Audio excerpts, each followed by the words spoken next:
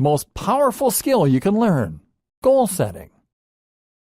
Learning how to set goals properly is arguably the most powerful skill that you can possibly learn. Why? Because it will allow you to then accomplish a huge range of other goals. When you know how to set goals, it allows you to effectively work toward anything. This is the key to unlocking pretty much everything you can want from life. So ironically, the first goal you should focus on is the goal of setting goals. And until now, you've probably been doing it all wrong. The problem with your current goals. How can a goal be wrong? Sure, any objective is a worthwhile one, but the way that you phrase your goals and structure them is going to massively change your likelihood of finding success. Let's take weight loss as an example, because it's one of the most straightforward goals that is easiest to implement. When you set out to lose weight, you should start with a concrete goal, and for most people, this will look something like this. Lose 2 stone by next year. This is a terrible goal. Why? Well, first of all, it is far too vague. How are you losing weight? Weight from where? Why do you want to lose weight? What do you actually want to look like? At the same time, it's out of your control. Even if you are completely committed to your goal, you may find that outside forces prevent you from being successful. Maybe you get ill. Maybe you accidentally follow the wrong program. Maybe it turns out you have a bad metabolism. Finally, the goal is too far in the future.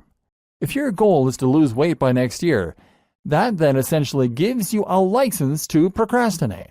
The target is so far away that you indulge yourself in a little overeating, or put off exercise for a while and not worry about it until next month.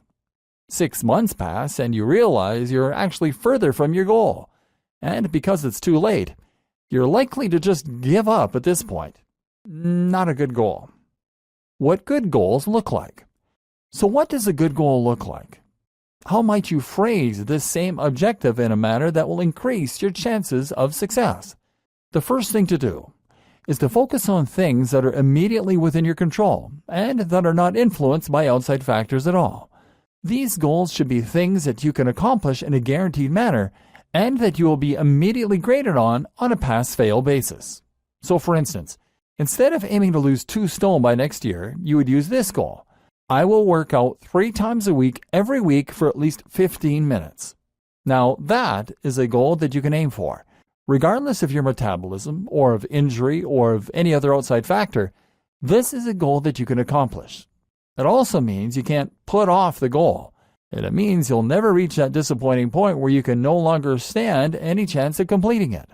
And at any point in your life, there is no reason that you can't set out to accomplish this goal and expect to be successful.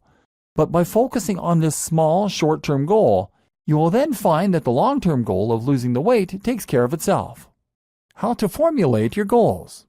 But that doesn't mean that any short-term goal that is binary in nature is going to cut it. First of all, you need to know what you want and make sure that the goal you are setting for yourself is going to help you get there. You need your goals to be intrinsically motivating, and that means that you have to feel truly passionate about them. It's only by following a goal you really feel excited about that you will find you have the energy and motivation to keep going.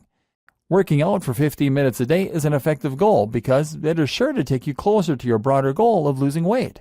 By keeping that end goal in mind, you should stand a better chance of staying motivated to work out, even when you're feeling tired or when you're feeling low on willpower.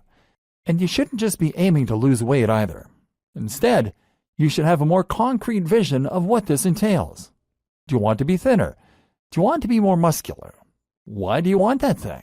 Is it so that you will be more attractive to the opposite sex? Or because you want more energy?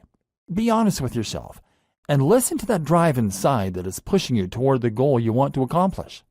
If your goal is to make money, then try to focus on what the emotional hook is that is making you want that money. It likely boils down to more than cash. Maybe it's status you really want, power, confidence, freedom.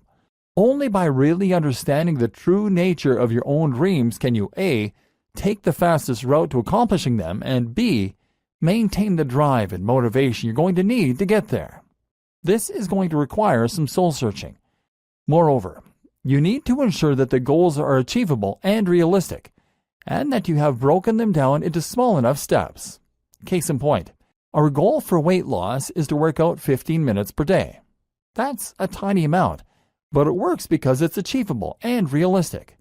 If you make your goal harder, such as working out for an hour a day, then you're going to find you're quickly disappointed when you can't find the time or the energy. You'll put off the exercise and make excuses. The best part about training for just 15 minutes is that once you start, you'll often find you go for longer. Put it this way, it's much better to have a small, easy-to-accomplish goal and stick with it than it is to have a massive, life-changing goal that you can't manage.